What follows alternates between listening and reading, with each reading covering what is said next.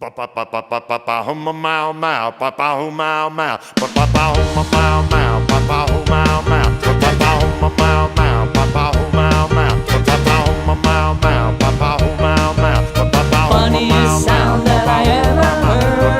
Funniest sound that I ever heard. Now I can't understand a single word. It's a real treat for me to present one of my members of the group who's been with us almost 3 years now, right, Ted? Yep, 2.5 years. Tad Andris.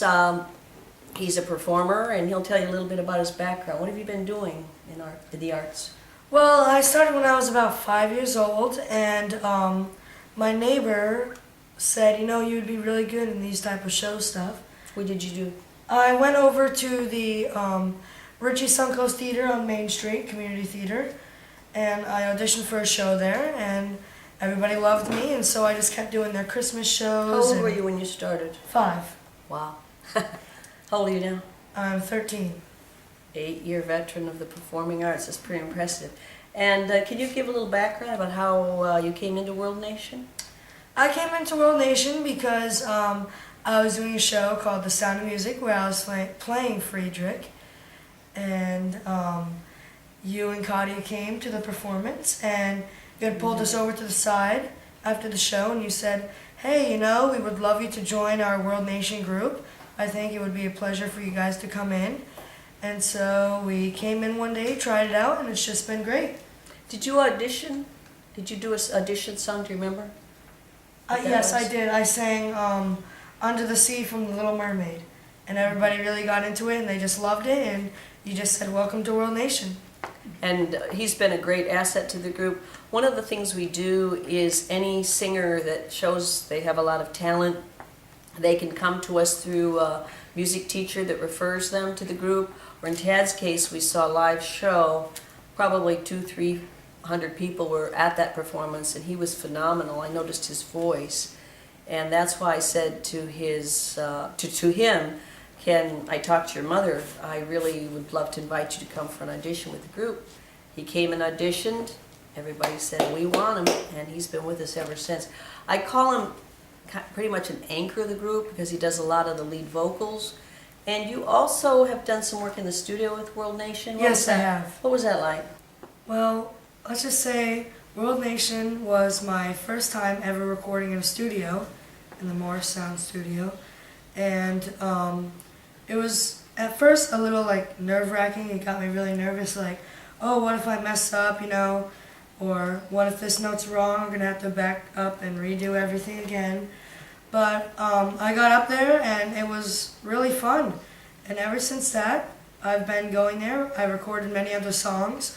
I remember one time I was there and supposed to be doing one song, and you were like, hey, you know what? You'd be good with this song.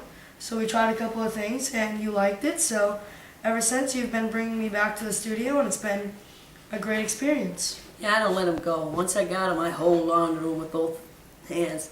And some of the songs I remember, most recently you did a very old song, Ma, He's Making Eyes at Me. He recorded that. And that would be like your great-great-grandparents would know that song. And before that, and it's actually on the album, was Papa Oom Mow Mow. Yes. I had him singing that, and he did a really great job. So you got comfortable with the studio, right? Yes, I did. We've done a lot of work with Tom Morris down at Morrisound. How did it feel to work with Tom Morris? He's a veteran engineer in the music business. He's very polite, you know, he gives everybody the confidence that they need to really perform and to just, you know, he's always like, all right, you know, let's redo this again. I think, you know, you'd be good here, or let's, you know, make this a little higher here. And he's a really nice guy. I think if everybody would have a little bit of Tom Morris in their lives. That's true. He's going to love hearing that. That's Yeah. true. He has a way of making young people, and I would probably say all artists, feel good about what they're doing. Definitely. And he would say, he might say, you know, that's okay, but I think you can do it better. Yes. Because sometimes the performance would be fine, but he has a feeling that I think he could do that even better. And I know he did that with me all the time. So it's a positive encouragement of just having you reach a little higher, a little higher. So any suggestions you have for young people today about how to make the world a little bit better place, and if the arts can be a part of it. I remember when I was a little kid, I used to always say, "Oh, music is so bad," and "Oh, my voice is not good for that," and "Oh, I might sound bad in this." And one time I tried it, and it was like, "Wow, this is really nice." So I would say to any children out there that always think that music isn't the option for you, or if it is, to really keep going with yourself and keep achieving the goal of trying to express your feelings. And I think music really helps with that. Some songs are about bullying, or some songs are really sad, and music can really express your feelings on how you feel about anything, really. So I think for anybody that would love to become a musician or a singer or in the performing arts, any category like that, should really stick with it and keep going. Yeah, I agree. So thanks a lot, Tad. We're glad we Thank got you you. with us, my anchor. Little Lily was oh so silly and shy, and all the fellows knew she wasn't feeling cool.